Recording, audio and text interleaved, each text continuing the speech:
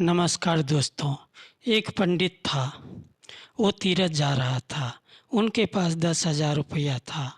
वो सोचा मैं अपने दोस्त को रखने दे देता हूँ, तीरथ जाकर वापस आऊँगा तो ले लूँगा। 10,000 रुपया अपने दोस्त को रखने दे दिया। पंडित जी तीरथ चले गए। तीरथ से वापस आया, अपने दोस्त से 10,000 रुपया मांगा। कहता है कौन सा पैसा कैसा पैसा, मुकर गया उसका दोस्त।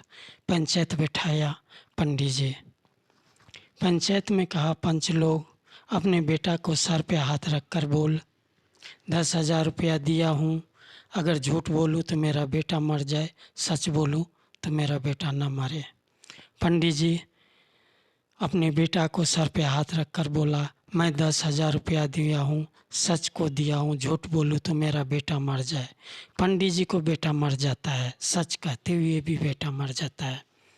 पंडित जी सज्जू महाराज के पास जाते हैं, अपने बेटा को कंधे पर लिए हुए सज्जू महाराज के पास जाता है।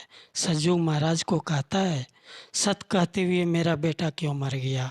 सज्जू महाराज कहता है कलजुग महाराज के पास जाओ, वही फैसला करेगा।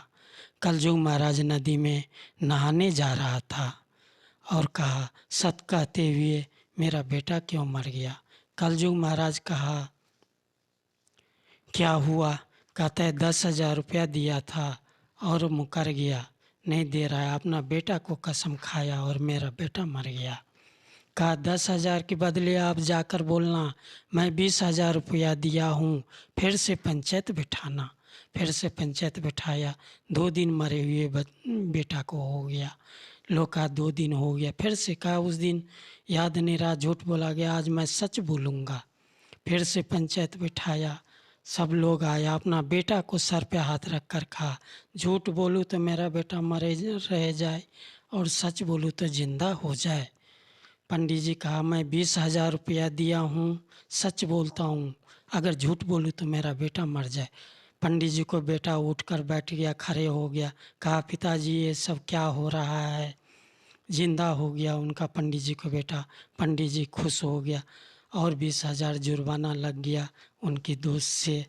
उसके बाद कलजुग महाराज सारे जगह राज में ऐलान कर दिया, कोई भगवान की नाम लेगा उसको फांसी की सज़ा मिल जाएगा।